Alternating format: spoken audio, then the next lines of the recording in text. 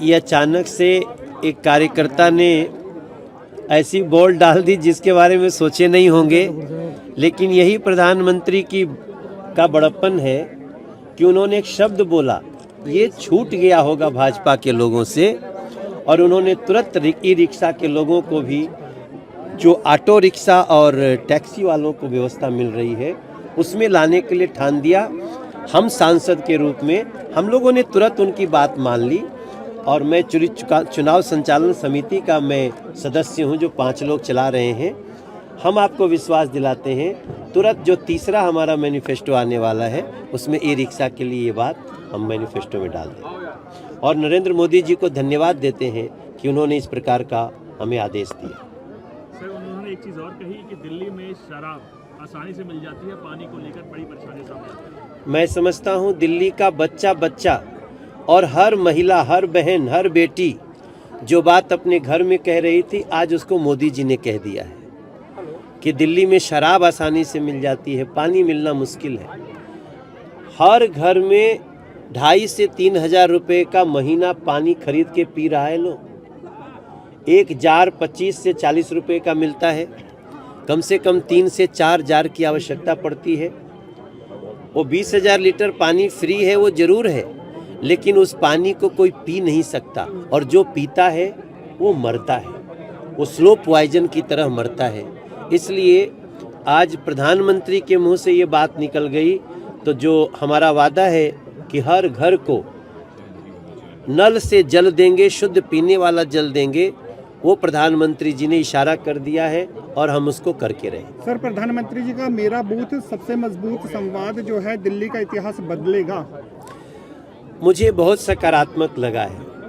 आज जिस प्रकार से मोदी जी ने बात किया, वो बात करते समय प्रधानमंत्री कम और हमारे बूथों के प्रधान ज़्यादा लग रहे थे। अगर प्रधानमंत्री बूथ प्रधान की तरह सोचने लगे तो मुझे पूरा विश्वास है कि अब दिल्ली को उनकी खुशियों से कोई रोक नहीं सकता। क्या गोपाल राय लगातार सवाल उठा रहे हैं, जो मैनिफेस्टो आप जारी कर रहे हैं, संकल्प पत्र टुकड़ों में जारी कर रहे हैं, क्योंकि अभी ऐसा कुछ निश्चित नहीं। देखिए, जब तक जिस दिन तक आचार संहिता में हम प्रचार कर सकते हैं, उस दिन तक हम मैनिफेस्टो दे सकते हैं। हमने अपने मैनिफेस्टो को 3 भाग में किया। आप देखिए, अगर 3 भाग में नहीं होता तो आज ई रिक्शा का सवाल हम 3rd मैनिफेस्टो में कैसे रखते। तो हमने गली गली से लोगों से बात किया, और अब हम तो रिंकू कुमारी के सीमापुरी क्षेत्र से पूरे दिल्ली के लोगों को हम विश्वास दिला सकते हैं कि हमारा तीसरा मैनिफेस्टो का इंतज़ार करिए, 3-4 दिन में आएगा, और जो जो बची चीज़ें हैं उन सभी को हम करने के लिए मैनिफेस्टो में भी शामिल कर लेंगे। गोपाल राय जी हों या अरविंद केजरीवाल जी हों या फिर मनीष सिसोदिया जी हों, 5 फरवरी को दिल्ली की जनता इनको बाय बाय कर देगी, क्योंकि इन लोगों ने दिल्ली को परेशानी परोसी है, मौत परोसी है, गंदा पानी के मार्फत, गंदी हवा के मार्फत, गरीबों को वादा करके उनका हक नहीं दिया, बुजुर्गों का पेंशन छीना, गरीबों का राशन कार्ड छीना, छात्रों की छात्रवृत्ति छीनी। अब 5 फरवरी को दिल्ली की जनता उनसे दिल्ली चलाने का अधिकार छीन लेगी और भारतीय जनता पार्टी को मौका देगी। हमारी जो अभी तक का जो देखने में लग रहा है कि हम आराम से 40+ सीटें इस समय जीतने की तरफ बढ़ रहे हैं, लेकिन अगर हर गली में पता चल गया कि हर गरीब को 2500, महिला को 2500, अटल कैंटीन, बुजुर्ग को 10 लाख, गरीब को 10 लाख, ऑटो रिक्शा को 10 लाख का ये सब ऐलान पहुंचेगा, तो मुझे पता है कि अगर इसके बाद हम 60 सीट भी जीत लें तो आश्चर्य मत करिएगा, क्योंकि अब दिल्ली की जनता बदलाव चाहती है। और जाटव समाज के बहुत ही वरिष्ठ नेता, हजारों कार्यकर्ता इनके साथ में मीडिया के सामने आज भारतीय जनता पार्टी को ज्वाइन कर रहे हैं। मैं अपने सांसद मनोज तिवारी जी से आग्रह करूंगा, उनको शॉल बांट करके और माला पहना करके और मोदी जी के जिससे प्रेरित होकर के आज उन्होंने भारतीय जनता पार्टी में प्रवेश लिया।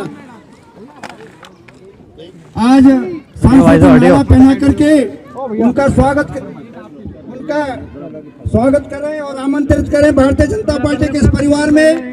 वैसे संजय नीम भाई मेरे मित्र भी हैं और लगातार भारतीय जनता पार्टी के जो कार्यकर्ताओं के साथ मिलकर के भी क्षेत्र का विकास करते थे। मैं आज उनको बहुत बहुत शुभकामनाएं देता हूं।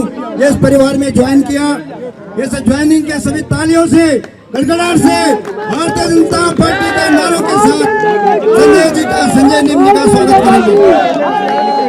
मतदान की तीव्रता बढ़ाना है। हमें याद रखना है कि सबसे बड़ा लक्ष्य यहाँ भाजपा सरकार बनाने का है।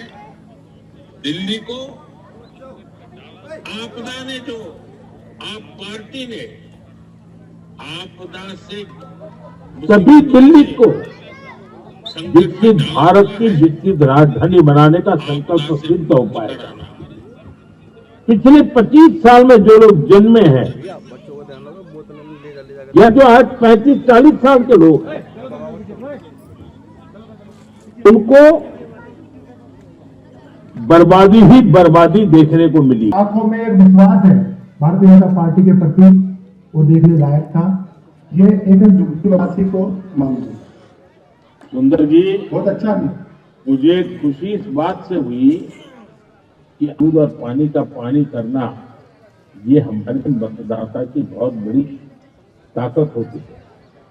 और मुझे अच्छा लगा कि आप जमीन पे काम कर रहे हैं, लोगों से मिल रहे हैं और आपने बिल्कुल जमीन की बातें बताई। दिल्ली वाले आप वालों की आपदा और उनके झूठ, उनके फरेब अब उठ चुके हैं। पहले कांग्रेस ने और फिर आपदा वालों ने, आपदा ने दिल्ली के लोगों से बहुत विश्वासघात किया है। एक बात आपको समझनी है, आपकी ये आपदा वाले जो हैं वो आज आपने देखा होगा हर दिन एक नई घोषणा करते हैं। क्यों करनी पड़ रही है? पहले के चुनाव में तो ऐसा नहीं करना पड़ा था। इसका मतलब है कि रोज उनको पराजय की नई नई खबरें मिलती जा रही है कि ये किला गया, ये मोहल्ला गया, ये इलाका गया, ये चाल गई,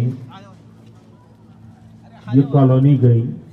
और इतने डरे हैं कि रोज उनको एक नई घोषणा लेकर के सुबह आ जाना पड़ता है, नया अनाउंसमेंट लेकर के आना पड़ता है। लेकिन अब दिल्ली की जनता को उनका ये नर्वसनेस जो है ना, इसका पूरा पता चल गया है और ये खेल भी लोग समझ गए।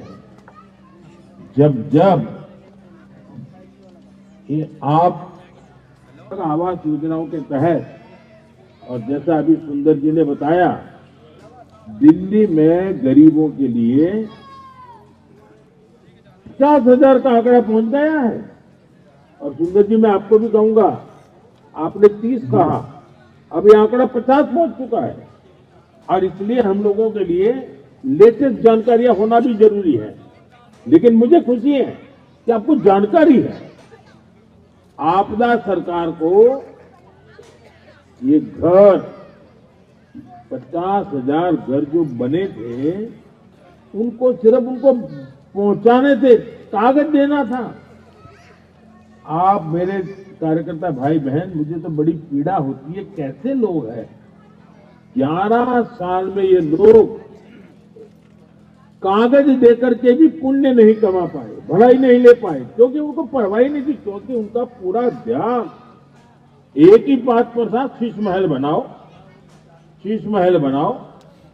शीश महल में